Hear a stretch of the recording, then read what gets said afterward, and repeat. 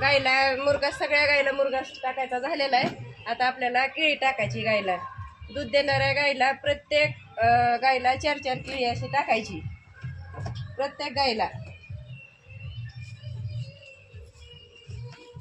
कारण दुधाच्या गाईला केळी टाकलेली चांगलीच असते. केळीमध्ये पोटॅशियम असते, केळीमध्ये आणखीन दुसरं विटॅमिन B6 असते, फायबर असते. हां, फायबर एक असते. असं 10 दिवसाला 1 डोस करीत राहा दूध देणाऱ्या गाईला. 4-4 केळी टाकीत राहायचं.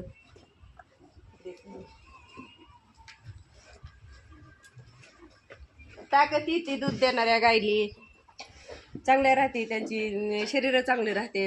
वासराला पण 2-2 केळी टाकली तरी चालते.